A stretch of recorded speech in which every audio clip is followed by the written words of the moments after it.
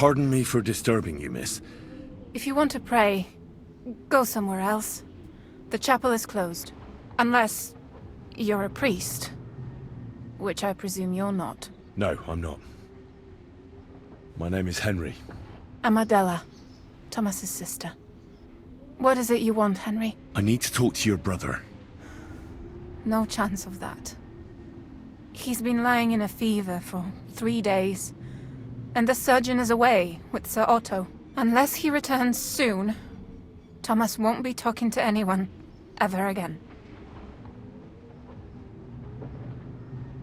I heard that your brother is lying in a fever, so I brought something for him that might help. Really? I don't know what to say. And I was against dragging Thomas to the chapel. I felt it would only burden him more. God moves in mysterious ways.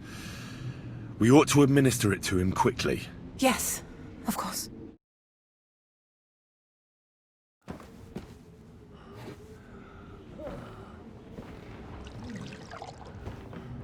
His fever is getting worse.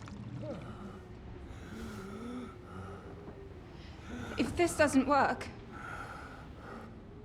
I don't think he'll last long.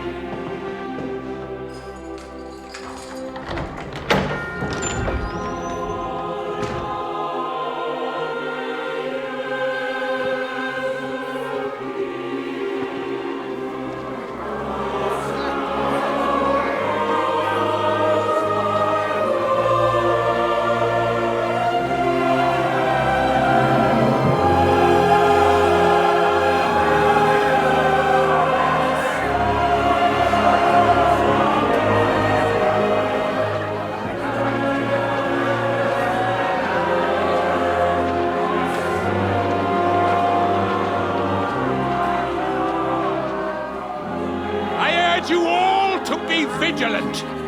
These days we have all sorts of vagabonds, drifters, outlaws and bandits roaming the country. And we have one of those vermin here today. A fella called Hans, who is clearly not right in the head. A dangerous madman, a brawler, and a thug. The worst of all, a poacher!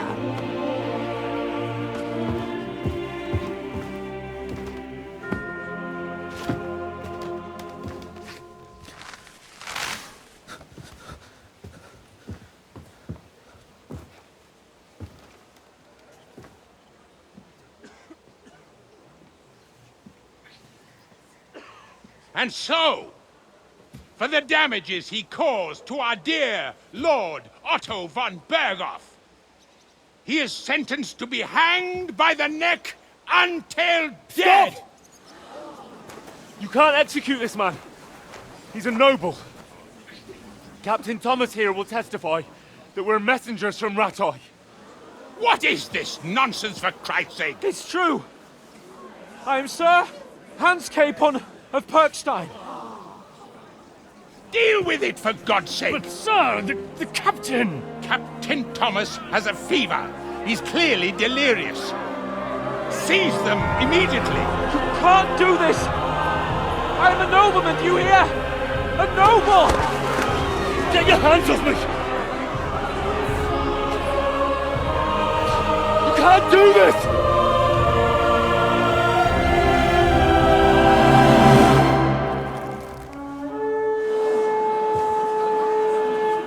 Open the gates!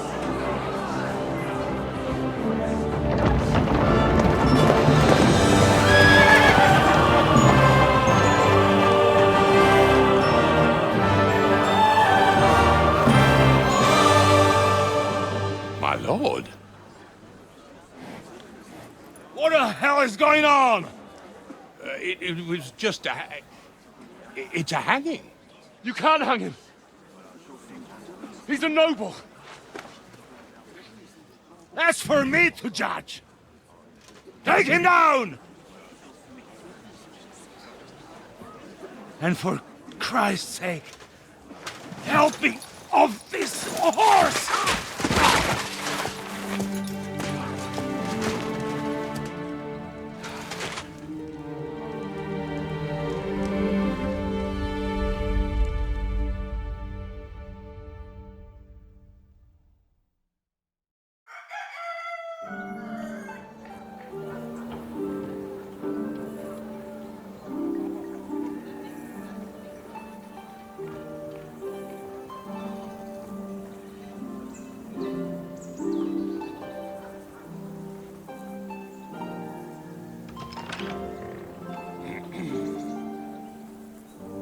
You may enter. His lordship is expecting you.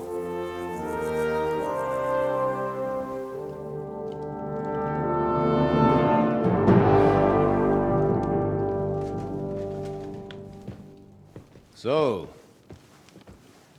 you're messengers from Ratai, huh? I was wondering when someone would turn up. All right, then. Let's hear it. My respects, Sir Otto. I am Sir Hans Capon of Perkstein, and this is Henry of Skalitz, my escort. Welcome to Trotsky, gentlemen. I'd greet you standing up as befits, but I'm glad I can even sit at the moment. I heard you were ambushed by outlaws. You heard right. Those bastards did a job on me. And I got out luckier than most. Almost all the others were killed, including my page and my surgeon. So there is no one here to heal me, and I will have to inform poor Albert's father that his son died in my service. I hope your health will soon be restored, sir. We shall see. But now, you tell me what happened here in Herrgottsnamen. Why did my chamberlain try to hang you, Lord Capon? In truth, the welcome we got from your Master Chamberlain was somewhat... how shall I put it?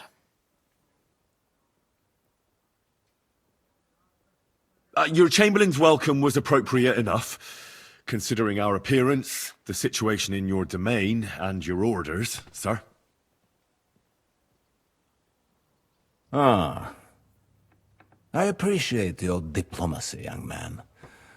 Master Chamberlain Ulrich can sometimes be more hasty and passionate than is healthy. And we are glad you hold no grudge against him. Are we not, Ulrich? I regret what happened, gentlemen. Please accept my humblest apologies.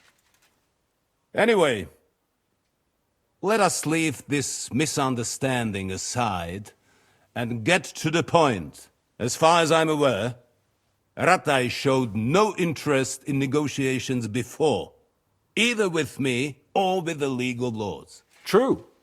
Our houses have thus far stood on opposite sides. I should say so. Attacking Brno and Jihlava together with that renegade Sokol of Lemberg hardly inspired our sympathy. But let us leave that aside. Tell me, what does Sir Hanush have on his mind? I am all ears. Unfortunately, during the ambush, we lost the letter we were carrying, so you'll have to make do with my word of mouth. All right. Go ahead and speak. In brief, Sir Hanush, Sir Radzig, and other lords take the view that the situation has got out of control. And that's of no benefit to anyone in Bohemia, neither Wenceslas's supporters or the League of Lords. King Sigismund's actions will not lead to instilling greater order than under King Wenceslas. Quite the contrary.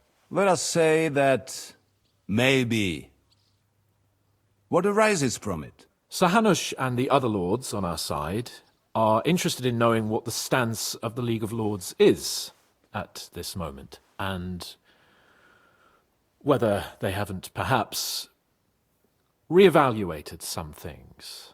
In other words, whether I might betray Sigismund.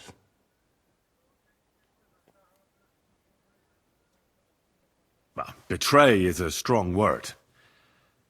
We came to you, Sir Otto, because you're the leading voice of the League of Lords. I expect there are also lords among your ranks who are considering how to find a way out of this sticky situation. And for the Kingdom of Bohemia, it would certainly be better if our paths were to join rather than parting. Your companion speaks like a diplomat, Sir Hans. However, the question is whether it's possible to join fire with water and end up with anything but nasty smoke. Nonetheless, Sir Hanush and Sir Radzik are right.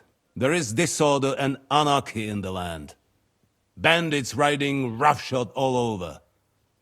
As we all know, to our cost. We've had plenty of experience of that at home too, sir. Only a short time ago we had to deal with a similar band. Then you will surely understand that before I begin debating who would be the better king, I must sweep my own doorstep. Only I'm damned if I know how to do that, since those bastards have wiped out half of my garrison, including my captain. If I may be so bold, sir, you're not the only one. We also have a score to settle with them, so Henry and I will gladly help you. Is that so? Now that is what I call the words of a knight, Sir Hans. Right now, we've got a common enemy, so we have common interests too. So then, sir, may we be of assistance to you? Indeed you may. Perhaps in the end we may really find some common ground. I need to muster sufficient reserves to deal with those outlaws once and for all. I'm summoning my vassals here to Trotsky. And since I don't have many men left to send as messengers, I will gladly accept your help. Just say the word, sir. Where should we go? You'll go to Nebakov, a small castle, or rather a fortress among the cliffs. The yeoman there, Jaromir Nebak, is an old hardhat and may not be very willing to fulfill his obligations. It would be useful if an eloquent noble like yourself visited him to explain him clearly why I need his whole garrison. Who is this Lord Nebak? The lord of a smaller house with not much in the way of estates, just a fortress and lands, but he also owns a mill that provides a significant part of his income. His children are grown up. His daughter married well, thanks to Sir Otto. His son is away from the domain, dealing with duties. Sir Otto helped him to acquire an official position. In short, the House of Nebak is more than beholden to Sir Otto for his magnanimous help and support. Thank you, Ulrich. Nevertheless, I suspect Jaromir will not be keen to charge into battle. But that is of little consequence. He has a few good men who will be useful. That will do us. If he delivers, I will regard his obligation as fulfilled. What should we do if he's unwilling to heed what we say? His house has always been loyal to mine. And it has always been more than worth their while. So tell him that I would like it to remain so. I do not expect any great obstacles, but it would be wise to show Sir Jaromir respect by sending him someone of status. He will take his time over being persuaded, and then concur, as he always has done. I'll get to him somehow, sir. I expect nothing less from you. Is the route safe? As I said, the fortress is in the wilderness amongst the cliffs. There are many places where outlaws may be hiding, so watch out. Don't worry, sir. I have Henry here by my side for such situations. Is that all, sir? It's no simple task. Knowing Jaromir, if I sent a common messenger, he'd come back with a boot print on his backside. Dealing with the lower nobility can be tricky. They tend to be fixated on their own somewhat fragile status. We'll take care of it, sir. Count on us. All right. We'll head out as soon as possible. Let's not delay our diplomatic mission unnecessarily. Very well. I think that is all for now. The Chamberlain will show you where you can put your heads down, and he will supply you with horses. And once we have resolved this little digression, we shall talk about your own mission. Thank you, sir. May I ask something, Sir Otto? Oh. Ask away, young man. When you were ambushed, did you see those bandits? Would you recognize any of them? Henry, don't start with that again. Why do you ask? The thing is, when we were ambushed, I believe I saw among them one of the men we ran up against at home. Oh. What did he look like? Do you know his name? He's called István Toth, a Hungarian noble. He wears black armor. A stocky fella, around 40. I've already told you that's nonsense. How would he be here? You only saw him from a distance, from behind. You're imagining it. And why does this Toth interest you, young man? He was the leader of a band that made trouble for us in Sasau. And he has something that belongs to me. Interesting. Interesting. But I must disappoint you. I saw no one of that description. Thank you, sir. And sorry. I had to ask. I understand. And now I shall entrust you to the care of Uri here. And I shall look forward to the good tidings you bring me from Nebakov. Go with God, gentlemen. Thank you for everything, sir. The Lord be with you. There will be time enough yet for social niceties.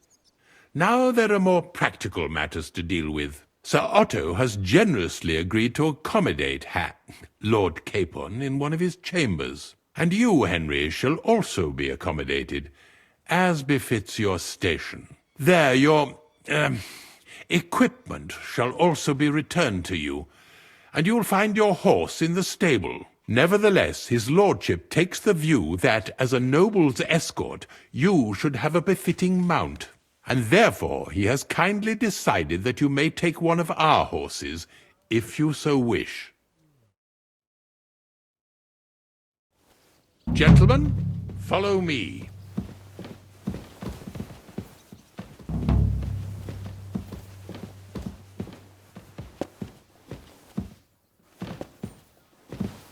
So, Sir Hans, allow me to... Hold on, Sir Ulrich. If you think...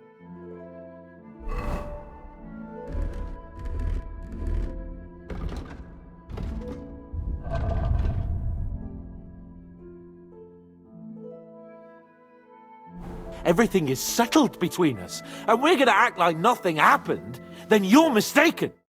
Sir? You were going to have me executed a short while ago. I expect a proper apology. Then please accept my apology once more, sir. But given the circumstances... Given the circumstance? What circumstances? Sir, poaching is a capital offence. And are you the king? That you can hand down death sentences? No, you are not.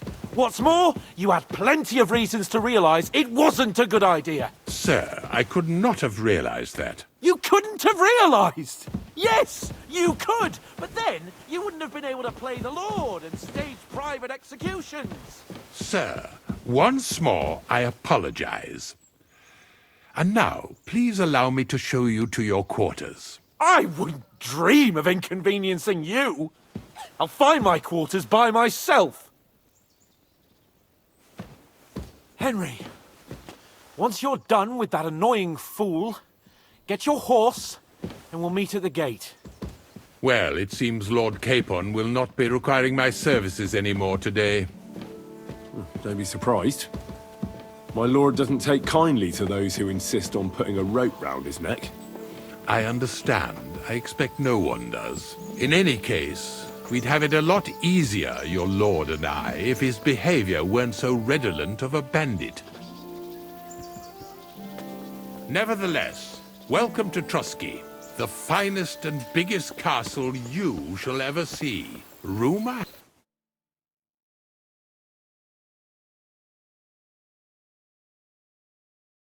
Nice. that the castle was built on the jaws of hell, and that we're sometimes plagued by demons here. But don't believe a word of it. It's just idle talk to excuse the servants' laziness and incompetence. It's demanding enough keeping everything here running smoothly without any of that. It requires a man of exceptional qualities and talents. By the way, this place is a maze for strangers. It's very easy to get lost.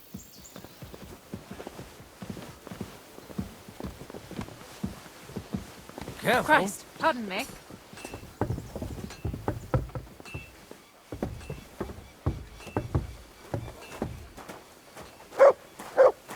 The jail cells are down there. But I believe you are already fairly well acquainted with that part of the castle, aren't you? All too well, thanks.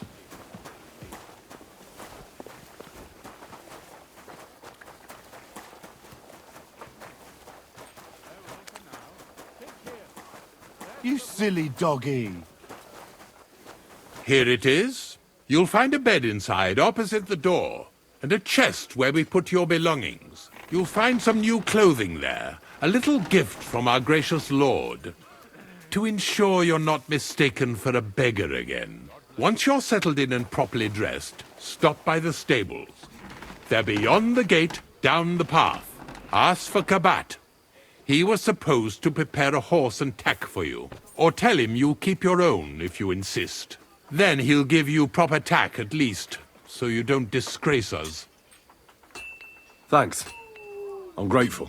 As you should be. So, you and I are finished, and I can finally attend to some proper work, so this castle doesn't fall on our heads.